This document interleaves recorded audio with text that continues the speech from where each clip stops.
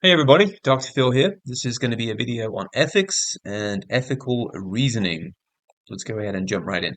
So let's start with the meaning of ethics. Let's define what is ethics. So ethics is a lot of things, but if we were to really sort of distill it down, a conception of right and wrong conduct tells us whether our behavior is moral or immoral, deals with fundamental human relationships, how we think and behave toward others, and want them to think and behave toward us. And then ethical principles, which should guide moral behavior. So, sources of ethics. Notions of right and wrong come from many sources: religious beliefs, family institutions, education, community, neighborhood, media influences, and also intuition. So, it should act as a moral compass to guide an individual when ethical dilemmas arise. So, ethical relativism. So, this is a concept which holds that ethical behavior should be defined by various periods in time in history, a society's traditions, the special circumstances of the moment, or personal opinion, relative to time, place, circumstance, and the persons involved. There's no universal ethical standards under ethical relativism, and it depends on how you frame the issue and which lens you look through. So, this is a very common question. Are ethics the same as laws? Well, laws are society's formal written rules about what constitutes right and wrong conduct in various spheres of life. Ethical concepts are more complex than written rules of law. So the answer is no, they're not the same. Business ethics. So business ethics is the application of general ethical perspectives to business behavior. Now let's talk about 5 key reasons business should be ethical. So to enhance business performance, this is certainly one of them, and probably the main one. Research shows strong link between ethics and financial performance.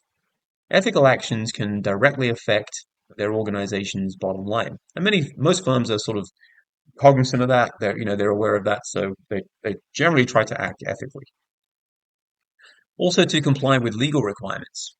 2 legal requirements provide direction for the companies interested in being more ethical in their business operations. So you have US corporate sentencing guidelines for corporations, and also what we typically abbreviate as SOX, Sarbanes-Oxley Act of 2002, which was kind of dealing with the fallout of Enron and WorldCom. So let's talk a little bit more about SOX. So this was, as I said, this was born from the ethics scandals at Enron, WorldCom, Tyco, and frankly a whole bunch of others. It seeks to ensure that firms maintain high ethical standards. How they conduct and monitor their business operations are specifically the focus of the Sarbanes-Oxley Act, or SOX. So it requires executives to vouch for the accuracy of a firm's financial reports. That wasn't something they were required to do before. That's Section 302, I believe. And they have to pay back bonuses based on earnings that are later proved fraudulent. So established strict rules for auditing firms. So think about some of the big auditing firms: PricewaterhouseCooper, Deloitte, Ernst and Young, KPMG, etc. Um, so continuing with the 5 key reasons businesses should be ethical. The third one is to prevent or minimize harm. The overriding principle that business should do no harm. An example would be insider trading. Of course, that is illegal. SEC, I think it's 10B, Rule 10B, specifically prohibits insider trading, but it doesn't mean it still doesn't happen. The next one is to meet demands of business stakeholders. So consumers are more inclined to purchase the products. Signaling a long-term concern for all stakeholders will generally denote a better economic performance. And it also helps to gain trust from the investors. So this is, maybe speaking to more of a long-term type approach. And also to promote personal morality. Knowing one works in a supportive ethical climate contributes to a sense of psychological security. So, why ethical problems occur in businesses? So there's 4 primary reasons why they may occur in businesses. The first is personal gain and selfish interest. The second is competitive pressure on profits. Third is conflicts of interest. And fourth is cross-cultural contradictions, because what may be considered ethical in one part of the world that may be different in a different part of the world. All right, so let's continue. So analyzing ethical dilemmas in business. So a set of decision guidelines that will aid thinking process when on-the-job ethics issues occur. So these guidelines should help businesses, one, identify and analyze the nature of an ethical problem, and two, decide which course of action is likely to produce an ethical result. Now, with respect to utility, and we'll talk a little more about what that means in a second, we're looking here at comparing the benefits and the costs. So utilitarian reasoning really speaks to the overall amount of good that can be produced by an action or a decision.